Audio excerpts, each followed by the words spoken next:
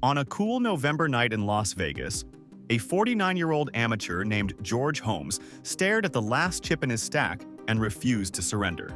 From one big blind, this amateur Holmes now with 34 million chips from the 475,000 he had earlier on this day 7. Don't need to be a pro, never give up, anything can happen.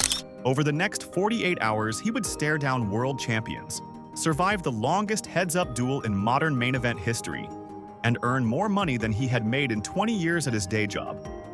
But before that miracle sprint, George was just another face in the crowd. George lives 30 minutes north of Atlanta, where he runs a payment processing firm, carpools his teenage kids to basketball practice, and hosts a Tuesday night 2-5 cash game in his basement. It's the same crew that taught him Texas Hold'em back in 1999, when he was a young salesman in New Jersey looking for a stress release. Growing up in that Garden State neighborhood, 8-year-old George memorized card faces the way other kids learned baseball stats. But he didn't set foot in a real casino until he was nearly 30. When the poker boom exploded on television in 2003, he watched in awe, then clocked in for work the next morning because family came first. He never chased the poker dream. No backers, no study groups, no solver charts tacked to the wall. Just one vacation every July to fire the $10,000 World Series of Poker Main Event, his personal Super Bowl, then back to spreadsheets and school runs. His wife supports the Tuesday games so long as the house lights are off by midnight and the kids' lunches are packed by dawn. Across the felt, the competition is brutal. Bracelet collectors who analyze range charts in their sleep. Online phenoms who have played more hands before breakfast than George has seen in a year. Yet on day 7 of the 2021 main event, the suburban dad is still standing, until king and queen collide with ace and king. Overnight, his 83 million chip dream shrinks to 475,000, barely one big blind. Dealers prepare to bag up, cameras drift away. The story seems over. It isn't. 475,000 chips, one big blind and change. Dealers shuffle faster, sensing an inevitable knockout.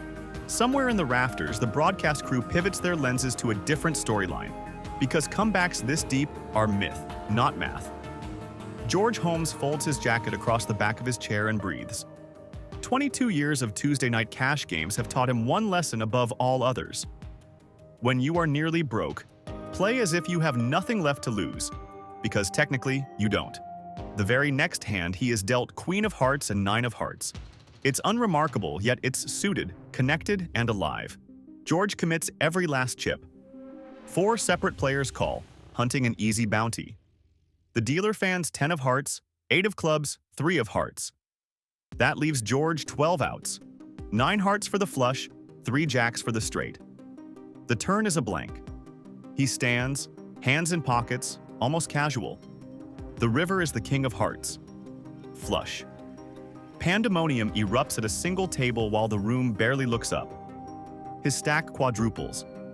A reporter scribbles, "chip and chair miracle," and hustles away, still doubtful. Yet momentum behaves like gravity in reverse. Once it starts lifting, the force compounds. 2 hands later, he peels ace and king and doubles again. By the next level break, the man who was on life support now sits behind 2 million chips. Dinner break. George texts his wife, "Still alive, don't wait up." She replies with a laughing emoji and a photo of their son finishing homework at the kitchen counter. Across the casino, professionals order protein bowls and review solvers. George orders a cheeseburger and calls his daughter, who squeals, "Dad, are you famous yet?" He laughs, keeps it loose, because tension is the real bankroll killer. Night deepens, blinds rise, short stacks burst, pros collide, and the Amazon room gradually empties until only 3 dozen hopefuls remain. At 2 in the morning, George looks down at ace of clubs and ace of diamonds. 3-time bracelet winner Chance Kornuth wonders whether the middle-aged amateur will trap or panic. George 3 bets small, an invitation. Kornuth 4 bets with king and queen. The flop spreads ace of hearts, 9 of spades, 8 of diamonds. Top set for George, a cliff for Kornuth. By the river, Kornuth is gone, and George's pile has swollen to 68 million. Reporters swarm now. One asks what changed after he nearly busted. George shrugs and says, "Same cards, different attitude." The quote goes viral overnight, a distilled poker haiku. Day 8 dawns on a final 2 tables.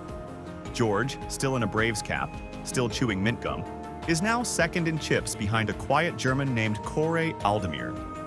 The amateurs he once eyed enviously have vanished. Only sharks circle these waters now. TV crews angle for hero shots. Boom mics hover. Every decision, every blink is streamed to hundreds of thousands online. And George Holmes, suburban dad, is living every home game fantasy. He keeps playing the way he always has. Pick spots, trust patterns, talk when nervous. Observers call it fearless. He calls it familiar. One by one, dreams end at his table until just 10 players remain.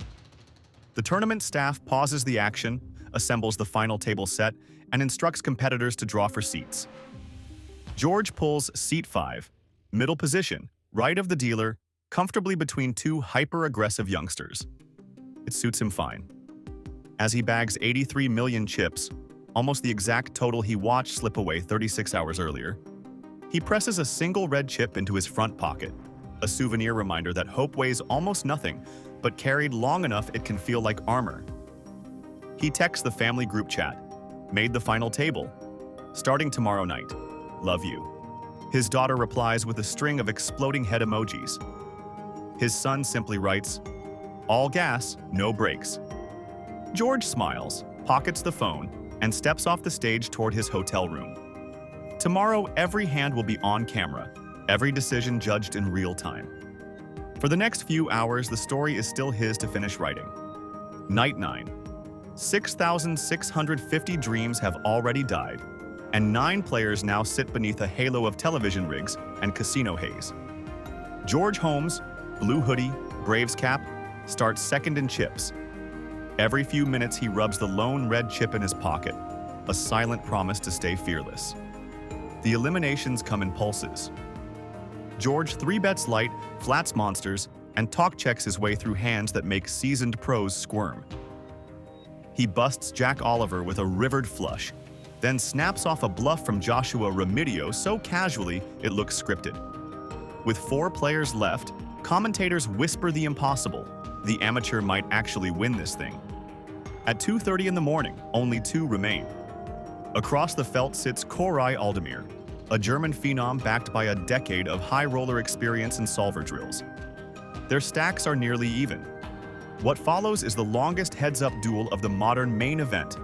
199 hands, 4 hours, tens of millions swinging back and forth like a steel pendulum. George's rail, Atlanta friends, his wife on FaceTime, his kids fighting sleep, chants, "Let's go, Dad," every time he drags a pot. Twice he climbs into the chip lid. Twice Aldemir claws it back.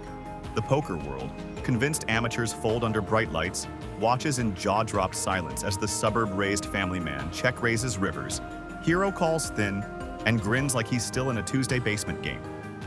Hand 223. Blinds 60-minute, deep into the night. George limps the button with king of clubs and queen of spades. The flop comes 10 of hearts, 7 of hearts, 2 of diamonds, nothing but backdoors. Aldemir checks. George bets small, call. Turn, 10 of diamonds, pairs the board, changes nothing. Both check. River, king of clubs. Top pair. 22 million already in the middle. Aldemir leads 13 million. George tanks, counts chips, then shoves for 133 million total. An all-in herd around the poker universe. Aldemir sinks into his hoodie for nearly 3 minutes, pulse visible in his neck. Finally, he pushes a trembling tower forward and turns over 10 and 7, 10s full of 7s. The room erupts, some in cheers, others in stunned heartbreak. George exhales, stands tall and smiles, a mixture of disappointment and pride no camera can fully capture. Second place, $4.3 million. 85,000 times the single big blind he clung to 48 hours earlier. 3 days later, he is back in Alpharetta, grilling burgers for his kids, that red chip now framed on his office wall. Reporters ask if he'll quit the 9 to 5. He shakes his head and says, "I like my life." Poker just reminded me how good it already is. And that is how amateur George Holmes had one chip left, and then beat the pros for millions. Thanks for watching. Don't forget to like and subscribe for more incredible poker underdog stories.